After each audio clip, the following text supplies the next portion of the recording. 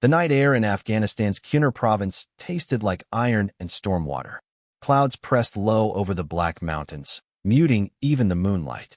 6 shadows advanced across the broken terrain, their outlines swallowed by the jagged ridges and ankle-deep scree. Through their night vision goggles, the world glowed a spectral green. Alien, depthless, every rock a possible weapon, every hollow a threat. Staff Sergeant Miguel Reyes raised his fist, the signal to halt.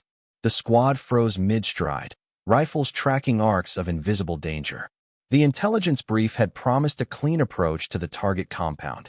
No hostiles expected within 5 kilometers, but the air itself seemed to hum with wrongness. Reyes's gut, refined by 3 combat tours, screamed that something waited out there. He keyed his radio mic. "Command, this is Ghost Lead. The ground feels off. Request permission to reassess." Static, then a clipped voice. Cold, safe, far away. "Negative, Ghost Lead. Minimal resistance confirmed. Continue to objective." He looked at his team. Tired eyes, steady hands. Trust placed in orders that might get them killed. "Roger that," he muttered. Moving. They advanced 20 yards before the valley exploded. Gunfire tore through the silence. An eruption of muzzle flashes strobing the darkness. 2 men dropped instantly. Reyes felt the impact of a round hammer his chest plate, throwing him backward. Gasping, he dragged a wounded soldier behind a boulder, shards of stone peppering his face. "Fall back," he shouted, but their exit was already blocked. 3 insurgents emerging from the flank, rifles raised. And then movement, a blur cutting through chaos. A small figure flowed from the dark, every motion economical, deliberate. One insurgent crumpled with a suppressed shot. The second's rifle jerked skyward, blade glinting once before he fell wordless. The third reached for his weapon but collapsed, choking on his own breath. 3 kills in 5 seconds. Night vision caught her face. Young, composed, eyes steady behind her gear. Petty Officer Emma Hale, the new addition no one quite trusted. She knelt beside Reyes, assessing the bleeding. "Area clear," she said, voice even. "We need extraction now." Official reports would later call it enemy contact. The survivors would remember it as the night death arrived wearing discipline's face. Southern California, heat shimmered above the asphalt of Naval Base Coronado. The training yard baked under the midday sun, the smell of salt air mixing with gun oil and sweat. A loose ring of sailors and junior officers formed a circle around the central mat. Bodies still, eyes sharp, everyone sensing the electricity of impending spectacle. At the center stood Petty Officer First Class Emma Hale, compact, 5 feet 6 inches, sinewed muscle hidden under regulation fatigues. Her dark hair was cinched into a perfect bun that seemed to stretch the seriousness across her cheekbones. She waited, calm as stone, while Captain Lawrence Mercer prowled the perimeter like a lion seeking weakness. Again, Mercer barked. His voice carried across the yard, sharp, theatrical, meant for an audience. And this time, make it count. Her training partner, a nervous seaman barely out of school, lunged forward with a clumsy right hook. Hale slipped aside, redirected his momentum, and let him stumble harmlessly past. A murmur ran through the spectators, half amusement, half confusion. Mercer's face darkened. "This isn't ballet. Strike her in the jaw. A real opponent won't wait politely." The young man hesitated, mortified. Around them, uneasy laughter flickered, then died. Everyone knew the rule. Laugh with rank, not against it. Hill didn't blink. She stood in Zanshin, that state of poised readiness between breaths. Her chest rose and fell evenly.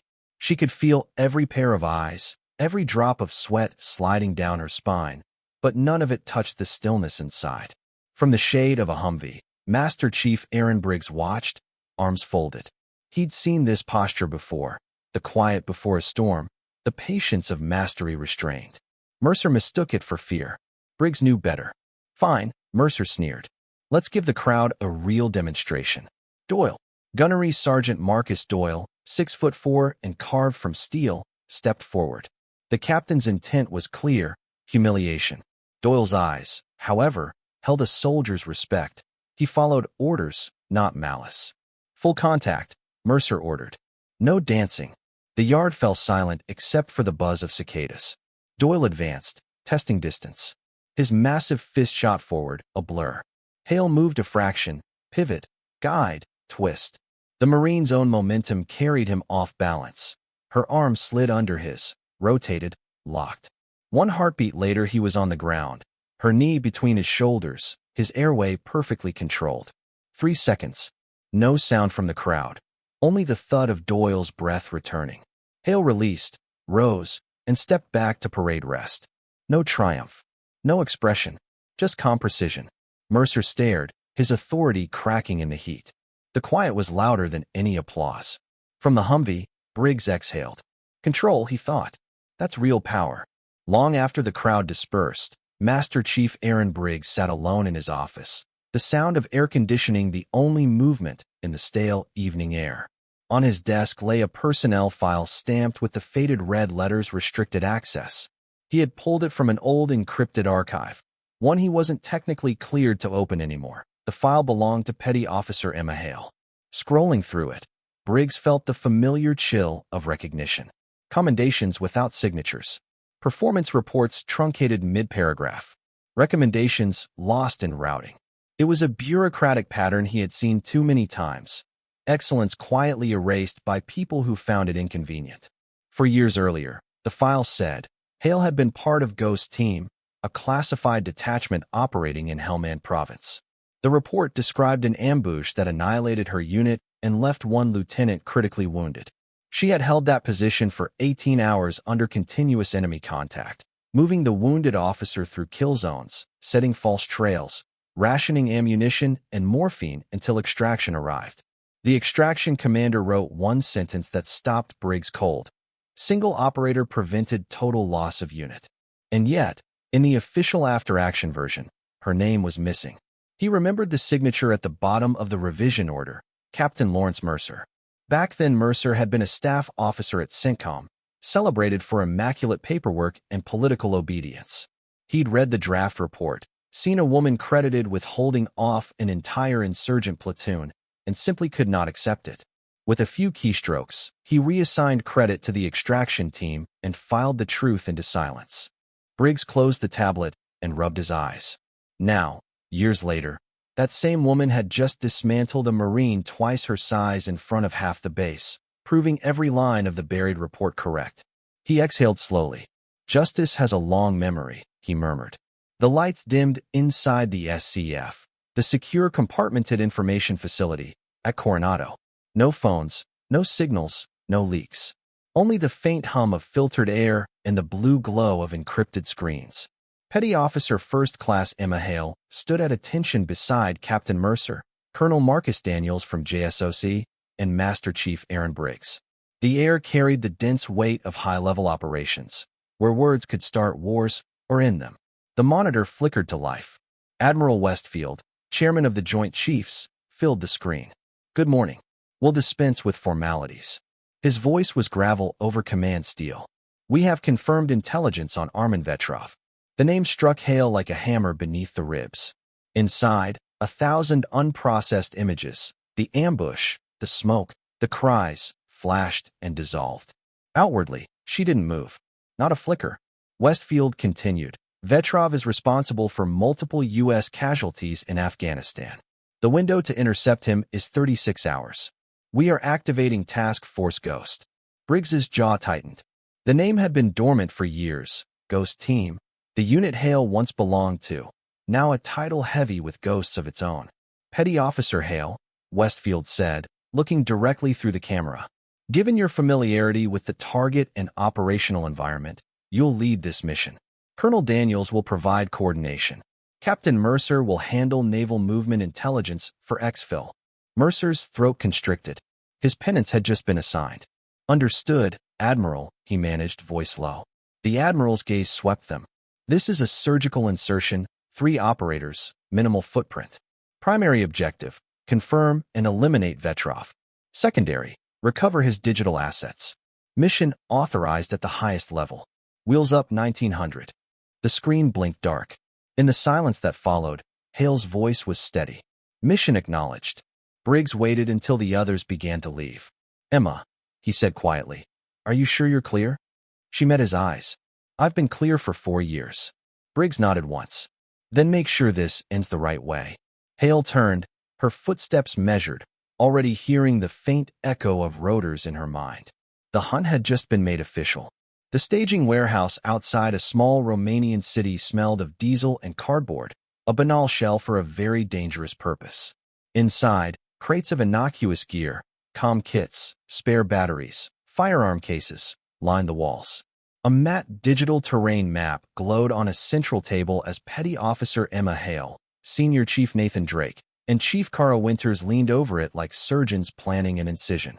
Each route, contour, and choke point had been argued, adjusted, and accepted until little was left to chance. Drake traced the ridge lines. We insert high, use ridge concealment to the LZ. Drop zone is 8 clicks from target. Then a slow push through marsh and drainage to avoid known patrols. His voice was low, deliberate. He'd flown this ground in simulation a dozen times and still treated it like a new test each time. Winters added technical notes, night vision adjustments for heavy snowfall, breach tools that wouldn't set off local alarms, a secondary comm mesh if primary channels were jammed. Their movements were spare, professional choreography. Captain Mercer hovered near a console showing maritime traffic. He tapped a patrol route coming through the extraction corridor at the projected pickup time. I'll monitor this lane. Anything deviating, 5 seconds and I call it. Seconds matter, he said, hands steady despite the knot in his chest. The responsibility felt heavier here than on a courtroom schedule. This was live contribution to lives in the dark. At 2,100, the transport aircraft rolled on the runway and climbed into an ink-slick sky.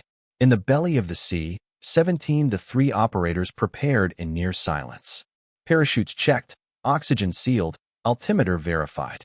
Hale sat with eyes closed, visualizing approach vectors and breach windows as if rehearsing a prayer. Drake gave a curt nod. Winters ran a last diagnostic sweep on comms. At 30,000 feet they jumped, 3 white ghosts against a black sky, parachutes blooming into the cloudy night. The descent was an odd combination of exposure and control. Wind buffeted them, snow swept gray-white across visors, and every second of freefall forced calm into the muscles. They hit the timberline and broke down their canopies in practice speed. For 8 kilometers the forest swallowed them, slow, grinding movement through knee-deep snow, marshy drainage seeping cold through uniforms. Progress was measured in compass ticks and silent hand signals. 2 kilometers out they stopped, dug into a blind pocket beneath a spruce stand, and watched the lodge through thermal optics. 6 exterior guards moved like clockwork. 1 upper-story window glowed faintly. Vetrov was alive. They waited until 0300, when human alertness ebbed and shadows lengthened. Then, like surgeons at the appointed hour, they moved, silent, precise, and utterly committed. Inside the hunting lodge, time slowed to the rhythm of Hale's pulse, steady, deliberate, waiting for the moment to break. A single guard turned the corner, rubbing his eyes from fatigue. Drake moved with predatory speed. 1 hand clamped over the man's mouth. The other drove a narrow blade into the base of the skull. The body sagged soundlessly. Winters checked her watch. 2 minutes to internal patrol rotation, she mouthed. They advanced to the study door. Hale pressed her ear against the wood.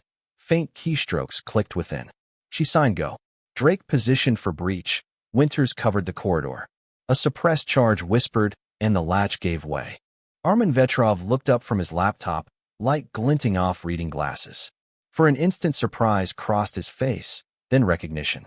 "Ah," he said softly, his accent a ghost of Moscow. The ghost from Kuner. Hale leveled her weapon at his chest. "Armin Vetrov, you are a designated high-value target." Hands on the desk, slowly. He obeyed, palms open, gaze calm. "I knew you'd come. I always wondered if it would be you." "Laptop," Hale said. "Passcodes." He smiled, small and certain. "You think I keep secrets so carelessly? Everything worth knowing dies with me." Drake stepped forward to secure the laptop. Hale's voice remained flat, stripped of emotion. "You ambushed my team. You killed 6 Americans." Vetrov tilted his head. "And you killed many of mine. We serve flags, not consciences." "This isn't vengeance," Hale said. "It's the ledger closing." Outside, Winters whispered into comms. "Movement East Wing, 7 minutes." Vetrov sighed. We are not so different, you and I. Our governments use us, then discard us. Hale's finger tightened slightly on the trigger. Difference is, I still choose what I believe in. The suppressed shot was a sharp breath of sound. The round struck center mass between his eyes. Vetrov collapsed forward, eyes still open in mute acceptance. Target eliminated, Hale reported. Drake swept the drives and laptop into an encrypted pouch. Then came the first alarm, an electronic shriek splitting the silence. East Patrol found the bodies. Winters hissed. Move, Hale ordered. They retraced their path, sprinting through the corridor as shouts in Russian echoed. Gunfire followed, splintering doorframes. They burst from the window and rappelled into the snow. Engines roared from the lodge, 2 trucks starting pursuit. Ghost team veered into the trees. Alpha route compromised. Hale called into her mic, switching to Bravo. Primary complete, package secure. Drake's breath rasped in the cold. Vehicles on R6. Waypoint echo, Hale said. They reached the rocky bend above the access road and dropped to prone. The first truck appeared, headlights slicing through snowfall. Winters squeezed the trigger twice. The first round shattered the engine block. The second ignited the fuel tank. Fire blossomed against the snow. The second truck skidded, stalled, and the men spilled out shouting. Move, Hale barked. They disappeared into the darkness again, the burning wreck behind them painting the white forest blood red. The hunt wasn't over, but the debt was paid. Snow whipped through the rotor wash as the MH-47 Chinook roared over the clearing, its searchlights slicing the storm. Ghost team burst from the tree line, 3 dark figures moving in unison. The helicopter's massive rotors beat the air like a pulse. Drake stumbled, clutching his bleeding shoulder. Winters caught him under one arm, dragging him the last few meters as Emma Hale turned, laying down controlled bursts to suppress the Russian security team closing in through the snow. Tracers hissed like fireflies. The Chinook's crew chief leaned out, shouting over the roar, Go! Go! Hale sprinted the final stretch. Bullets smacked into the frozen ground beside her boots. One ripped past her ear, the sound like tearing cloth. She vaulted the ramp and slapped the hull. Lift! The aircraft lurched upward, engines straining. The clearing dropped away. Gunfire faded beneath them until it was swallowed by the night. Inside the cabin, the world shrank to red light and ragged breathing. A medic pressed gauze against Drake's wound while Winters secured the encrypted pouch to a shockproof case. Hale sat opposite them, face streaked with grime, her eyes fixed on nothing. The adrenaline was fading, leaving behind only exhaustion and the cold weight of completion. Overwatch, this is Ghost Lead, she said into her comms. Package secure. Eagle down. 1 wounded, non-critical. Static, then Briggs's voice, deep and steady. Copy, Ghost Lead. Outstanding work. QRF inbound to escort you home. At the command center in Romania, Captain Mercer exhaled a breath he hadn't realized he'd been holding. He watched the blinking green that on his tactical screen move west, safe airspace. Briggs gave a small nod, the closest he came to relief. They did it, Mercer said quietly. All of them came home. Briggs's reply was soft. That's what real leadership looks like, Captain. Dawn broke as the Chinook descended toward the forward landing zone, the first gold light slicing across the snow-dusted fields. Hale stepped off the ramp into that rising glow, boots crunching on frost. Mercer and Briggs waited at the edge of the tarmac. She saluted crisply. Mission complete, sir. Briggs returned the gesture, respect heavy in the silence. The sun climbed higher, burning the night away. The mission was finished, but the work, the calling, remained. For warriors like Emma Hale, there was no final victory. Only the next shadow, the next quiet service, the next impossible task accepted without complaint. Because the true measure of strength, she knew, was not in domination, but in mastery, control, and the resolve to stand in darkness so others could live in light.